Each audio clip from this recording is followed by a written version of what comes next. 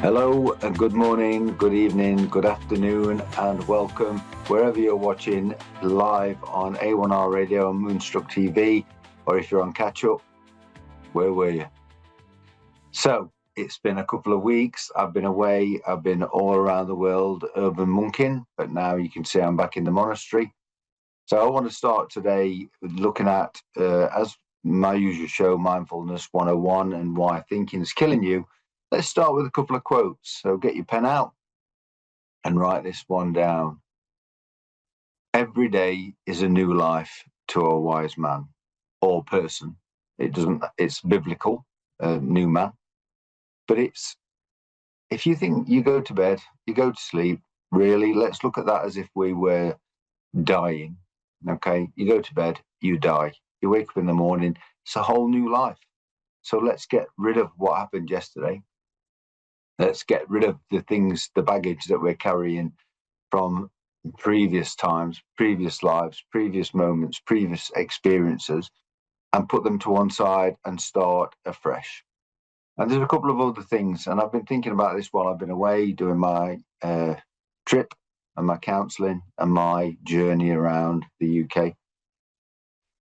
Hurt people hurt people. Okay, it's very important.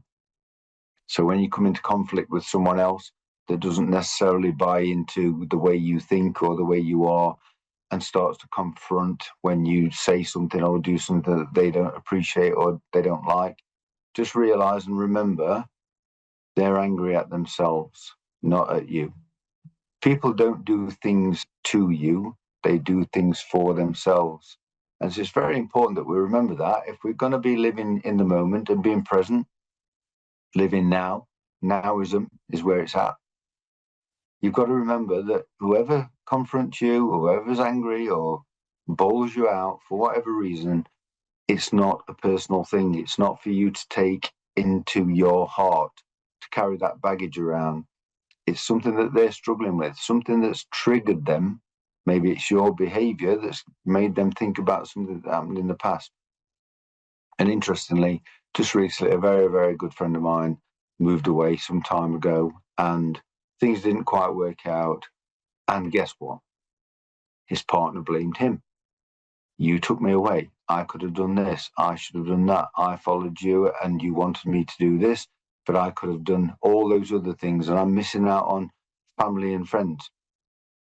And he rang me and we spoke for quite some time.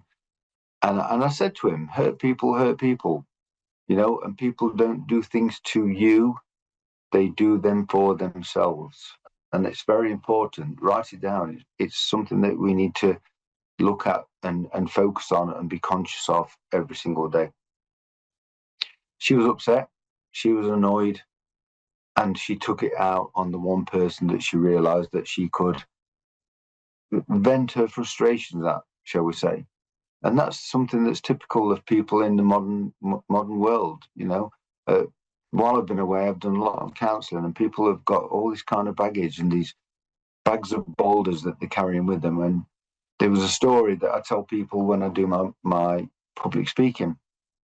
You've probably all heard it, and for those of you watching or on catch up, you may not have, but if you have, I'll repeat it. If you haven't, it's going to be something that's very interesting for you. Two Chinese monks, Indian monks, whatever you want to say, two people walking across the desert, and they come across a small child by the river wanting to get across.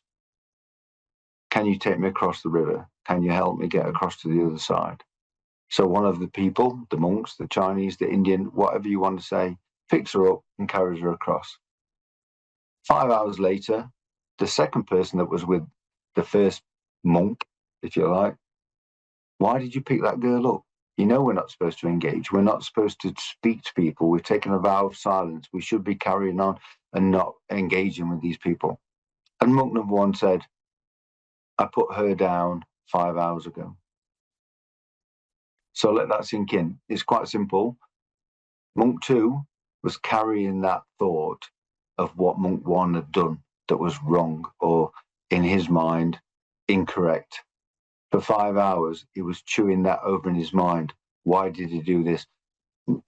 kind of letting it eat into his soul or eat into his presence, where monk one had completed his journey, put the girl down, she went on her way, and he carried on and forgot about it. So that's about being present, you know, and hurt people hurt people. If you've got somebody in your life that's having a go or being rambunctious or aggressive or doesn't want to buy into what you want to do in terms of spirituality, just understand they can't help themselves. And part of my book, The Death of a Narcissist and the Best Yorkshire Puddings in the World, available on Amazon. Get it. If you haven't got it, why not? I talk about my father, and he was a very, very angry, aggressive, violent person. And he shaped the way I am via a lot of pain and anguish and turmoil. And there was a time that I could never think about forgiving him or understanding where he was coming from. But he was carrying the pain of the way he was brought up. He was carrying the pain of the way his parents were. They were very kind of cold and aloof. But my other grandparents were very warm and understanding. I didn't know my maternal grandfather. He's with me right now, but I'd never got to meet him. He died before I was born. But my maternal grandmother was lovely. She was very caring and very kind and very compassionate. My father's mother and father were very cold and aloof and aggressive. And I could see where he got that from, having been brought up in that kind of environment. He thought that that was the right way to be. That's how he thought it was normal, shall we say, for want of a better word. He thought that was normal. And he grew up that way. And he treated us that way. He treated us the way his mother and father had treated him. And there comes a point where you have to break that cycle, because he was carrying on with the pain from his childhood. Now I've, from my road trip and my epiphany, realized that we can't carry those bags.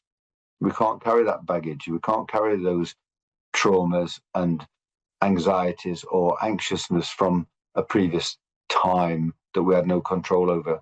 We have to make a decision to be present and allow those things to wash over us. So if someone confronts you, someone has a problem in a relationship, your partner, your parents, your children, if they come across with that kind of, I want to do this and I'm going to do this no matter what, just understand that they're in a place that they can't really help that.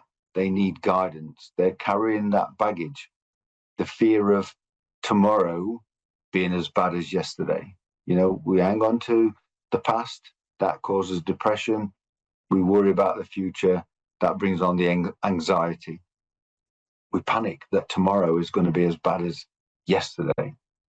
And I've said this many times on the show, and I'll keep saying it. That's gone. That's not happened. We need to just focus on being present, focus on the now, focus on the moment. So my friend, he got over the trials and tribulations after a few urban monk words and a bit of nowism, and understood that he had to empathize with his partner and understand that where she was coming from was a place of fear, a place of anxiety, a place of not really understanding. Oh, my timing's gone now. I've no idea how long I've got left. I'll have to wait for Dave. 5 minutes. Thanks, Dave. Because my clock, never mind. Anyway, why worry? If I finish, I finish. If I don't. I'm in the moment. I'm being present. Dave will tell me. And if I run over, I'm absolutely certain he'll kick me off. So going back to what I was saying, he was upset and the relationship almost came to an end because he reacted to the way she attacked him. There was two chimps fighting each other, and only one is going to end up winning. And I've said before, if there's a winner, there's got to be a loser. So we don't want to be looking towards losing. And again, not to repeat myself, but if you were two ducks in the river, or the lion hunted the gazelle. They have that fracas, bit of a flurry, then it's forgot. The ducks sail away. The gazelle that didn't get eaten just carries on eating the grass. The lion thinks, oh, well, never mind, and walks away. As humans, we grab onto that. We keep hold of that. Oh, I'm not letting her talk to me like this. I'm not letting him talk to me like that. I've given up my life for this. I've given up my life for that. She was hurt. She was upset. And she was trying to get him to understand, but in a kind of chimpish sort of way. So what he had to do was acknowledge that hurt people. Okay? Hurt people. So when someone's trying to hurt you or you're feeling hurt, understand that it's coming from a place that they can't control. So you need to empathize, to open your arms, to love them, to acknowledge them, and understand that at that point, they're not enlightened enough to be able to realize that it's not really them that's angry. It's the historical past, the evidence, the things that have brought them to that place that they bunch up together and use as a kind of barrier to get some kind of semblance of hope or satisfaction. Don't take it personally. Hurt people. And I'll finish off because Dave's waving at me frantically. Hurt people. But remember, every day is a new life to a wise person. And with that, I'll bid you farewell. It's great to be back. I'll see you again next week. Look out for me on UrbanMonkUK at Facebook and UrbanMonkUK@gmail.com, and Long Road to Richmond is still around, and look for Amazon, The Death of a Narcissist, and The Best Yorkshire Puddings in the World. And I'll see you all next week.